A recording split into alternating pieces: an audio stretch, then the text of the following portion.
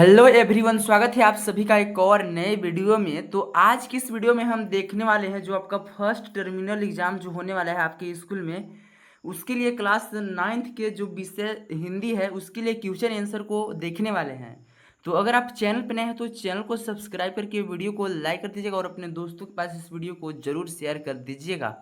तो चलिए बिना देरी के इस वीडियो को शुरू करते हैं। तो यहाँ पे आपसे सेक्शन ए में आपसे मल्टीपल चॉइस क्वेश्चन यानी कि एमसीक्यू पूछे जाएंगे 30 एमसीक्यू। तो यहाँ पे पहला क्वेश्चन है कि पाठ इस जल प्रलय में किस शहर में आए बाढ़ का चित्रण है। यानी कि जो आपके जो चैप्टर है इस जल प्रलय में, यहाँ पे इस चैप्टर में किस शहर का वर्णन किया गया है। तो यहाँ पे 4 ऑप्शन दिया हुआ है। पहला है मुंबई, दूसरा है पटना, सी है दिल्ली और डी है बनारस। तो इसका सही आंसर हो जाएगा ऑप्शन नंबर बी पटना। और इसी तरीके से यहाँ पे नेक्स्ट क्वेश्चन की ओर बढ़े तो यहाँ पे नेक्स्ट क्वेश्चन है कि प्रेमचंद की कहानियों के संग्रह का क्या नाम है। तो यहाँ पे 4 ऑप्शन दिया हुआ है। पहला है मानसरोवर, दूसरा है गोदान, तीसरा है सेवा सदन और डी है हंस। तो इस क्वेश्चन का सही आंसर हो जाएगा मानसरोवर। ऑप्शन नंबर जो ए है ये सही आंसर हो जाएगा। और इस तरीके से यहाँ पे हम नेक्स्ट क्वेश्चन की ओर बढ़े तो यहाँ पे अगला क्वेश्चन है कि लहासा की ओर पाठ के लेखक कौन है। इस चैप्टर के आपके जो है पाठ के लेखक कौन है। तो यहाँ पे 4 ऑप्शन दिया हुआ है। पहला है प्रेमचंद, दूसरा है फणीश्वर नाथ रेणु, सी है जगदीश चंद्र माथुर और डी है राहुल सांकृत्यायन। तो इसका सही आंसर हो जाएगा राहुल संकृतायन, ऑप्शन नंबर जो डी है। और इसी तरीके से यहाँ पे अगर हम देखें तो नेक्स्ट क्वेश्चन है यहाँ पे कि कबीर के अनुसार जीवित कौन है। तो यहाँ पे पहला ऑप्शन कह रहा है कि राम राम रटने वाला हिंदू, दूसरा खुदा कहने वाला मुसलमान, सी है राम और खुदा के निकट न जाने वाला और डी है उपयुक्त में से सभी यानी कि इसमें से सभी। तो कबीर के अनुसार जीवित इंसान वही है जो राम और खुदा के निकट न जाता है, यानी कि किसी भी धर्म के नाम लेकर वो अपना जीवन यापन न करता हो। नेक्स्ट क्वेश्चन है दोस्तों कि कवि का स्त्रीलिंग रूप कौन सा है निम्न में से सही। यानी कि यहाँ पे कवि है, कवि एक पुल्लिंग शब्द है, इसका स्त्रीलिंग रूप क्या होगा। तो ऑप्शन नंबर ए इसका सही आंसर हो जाएगा कवियत्री। और इसी तरीके से यहाँ पे अगला क्वेश्चन है कि निम्न में से तत्सम शब्द कौन सा है। नेक्स्ट क्वेश्चन यहाँ से आपसे कह रहा है। तो यहाँ पे पहला ऑप्शन है निरपक्ष, बी जोग, सी जुगती और डी है पक्ष विपक्ष। तो तत्सम शब्द है दोस्तों पक्ष विपक्ष। ऑप्शन नंबर जो डी है इस क्वेश्चन का सही आंसर हो जाएगा। और इसी तरीके से यहाँ पे अगला क्वेश्चन है कि उपभोक्तावाद की संस्कृति पाठ के लेखक कौन हैं। तो यहाँ पे 4 ऑप्शन दिया हुआ है। पहला है श्याम चरण दुबे, दूसरा है जाबिर हुसैन, सी है माखनलाल चतुर्वेदी और डी है रस खान। तो इस क्वेश्चन का सही आंसर हो जाएगा श्यामा चरण दुबे। ऑप्शन नंबर जो ए है इस क्वेश्चन का सही आंसर हो जाएगा। और इसी तरीके से यहाँ पे अगला क्वेश्चन है कि सांवले सपनों की याद पाठ में लेखक का बचपन कहाँ बीता। तो यहाँ पे 4 ऑप्शन दिया हुआ है। पहला है दिल्ली, दूसरा है डुमराव, तीसरा है पटना और डी है काशी। तो सांवले सपनों की याद जो पाठ है उसके जो लेखक का बचपन है दोस्तों वो आपका पटना में बीता था। ऑप्शन नंबर जो सी है इस क्वेश्चन का सही आंसर हो जाएगा। और इसी तरीके से यहाँ पे अगला क्वेश्चन है कि सवैया किस कवि द्वारा रचित है। तो सवैया जो आपका एक पाठ है दोस्तों उस किस लेखक के बारे में बताया गया है, जो कविता है आपका सवैया। तो यहाँ पे पहला ऑप्शन है सूरदास, दूसरा है तुलसीदास, सी है रस खान और डी है कबीर।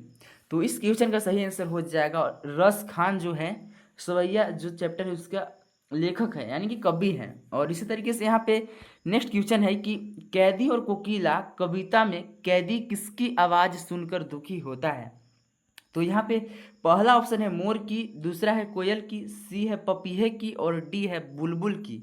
तो कैदी और कोकिला जो चैप्टर है दोस्तों इसमें कोयल इस सारे के वार्तालाप बताया गया है। तो इस क्वेश्चन का सही आंसर हो जाएगा ऑप्शन नंबर बी, कोयल की आवाज़ सुनकर दुखी होता है। और इसी तरीके से यहाँ पे नेक्स्ट क्वेश्चन है कि मेरे संग की औरतें संस्मरण की लेखिका कौन है।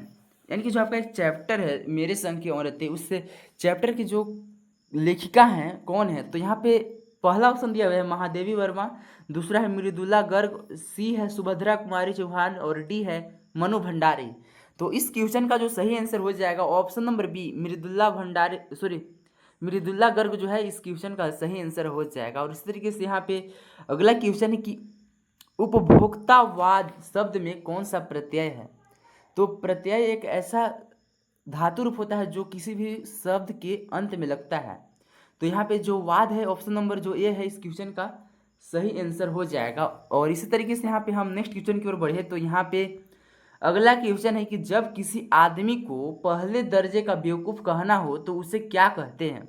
तो ये आपके काफ़ी आसान क्वेश्चन है। जब किसी भी आदमी को सबसे पहले अगर उसको बेवकूफ़ कहना हो तो सबसे पहले उसे गधा लोग कहते हैं किसी भी बात में। तो ऑप्शन नंबर इस क्वेश्चन का ये हो जाएगा। और इस तरीके से यहाँ पे नेक्स्ट क्वेश्चन है कि राहुल सांकृत्यायन जी की मृत्यु कब हुआ। यानी कि जो आप यहाँ पे राहुल सांकृत्यायन जी जो हैं उनका मृत्यु कब हुआ, उनका डेथ कब हुआ, उनका निधन कब हुआ। तो यहाँ पे 4 ऑप्शन दिया हुआ है। पहला है 1945 ईस्वी में, दूसरा है 1968 ईस्वी में, सी है 1963 ईस्वी में और डी है 1980 ईस्वी में।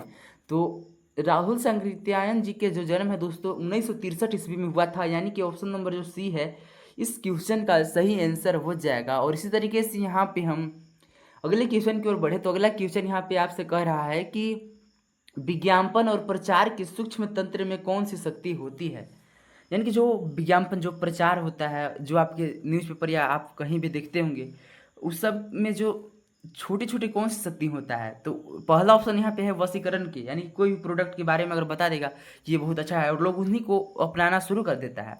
दूसरा है सम्मोहन का, और सी है ए और बी दोनों, और डी है इनमें से कोई नहीं। तो ऑप्शन नंबर जो सी है इस क्वेश्चन का सही आंसर हो जाएगा। और इसी तरीके से यहाँ पे अगले क्वेश्चन की ओर बढ़े तो अगला क्वेश्चन है कि जाबिर हुसैन का जन्म कहाँ हुआ था।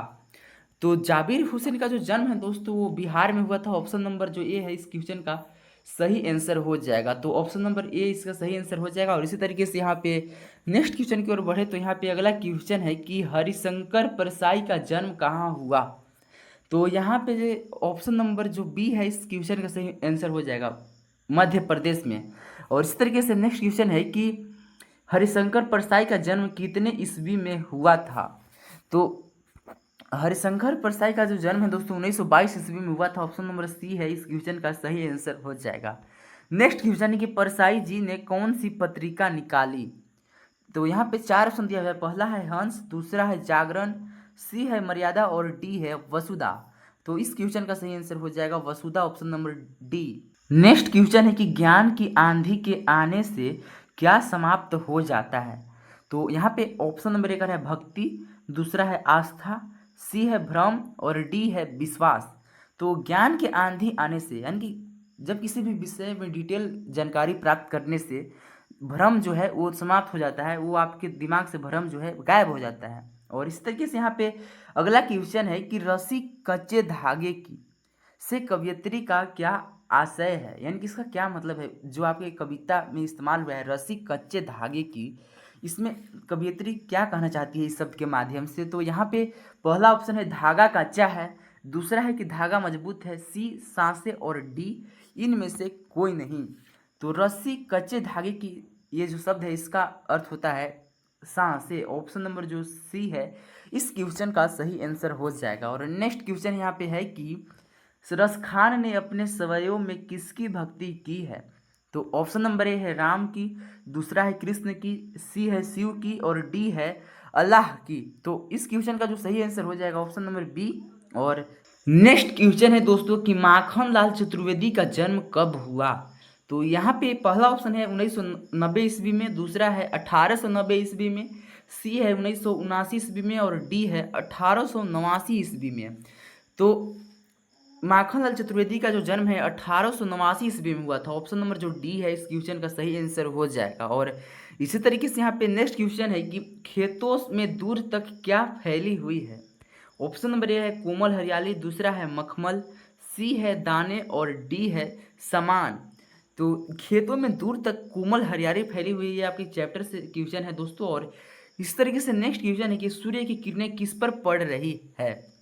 तो यहाँ पे सूर्य की जो किरणें हैं दोस्तों आपके चैप्टर के अकॉर्डिंग हरियाली पर पड़ रही है। ऑप्शन नंबर जो ए है इस क्वेश्चन का सही आंसर हो जाएगा। और इसी तरीके से यहाँ पे अगला क्वेश्चन है कि इस जल प्रलय में पाठ किस विद्या की रचना है। तो यहाँ पे 4 ऑप्शन दिया हुआ है। पहला है यहाँ पे रिपोर्टाज, दूसरा है कहानी और सी है निबंध और डी है यात्रा संस्मरण। तो इस जल प्रलय जो है दोस्तों ये रिपोर्टाज है। ऑप्शन नंबर जो ए है इस क्वेश्चन का सही आंसर हो जाएगा। और इसी तरीके से यहाँ पे अगला क्वेश्चन है कि लेखिका की माँ कैसे व्यक्ति को सही रास्ते पर लेकर आई। तो ऑप्शन नंबर ए है एक भ्रष्टाचारी व्यक्ति को, दूसरा एक शराबी को, सी एक चोर को, और डी है इनमें से कोई नहीं। तो इस क्वेश्चन का सही आंसर हो जाएगा ऑप्शन नंबर सी। लेखिका की माँ जो है वो एक चोर व्यक्ति को सही रास्ता पर ले आई। और इसी तरीके से यहाँ पे नेक्स्ट क्वेश्चन है कि रीढ़ की हड्डी एकांकी के नौकर का क्या नाम है। यानी कि जो रीढ़ की हड्डी जो चैप्टर है उसमें कि जो नौकर का वर्णन किया गया है उसका क्या नाम है। तो उसका जो नाम था दोस्तों रतन था। ऑप्शन नंबर जो डी है इस क्वेश्चन का सही आंसर हो जाए। नेक्स्ट क्वेश्चन है कि राम स्वरूप किससे हारमोनियम लाने के लिए कहता है। तो ऑप्शन नंबर ए यहाँ पे है प्रेमा, दूसरा है रतन, सी है पड़ोसी और डी है शंकर।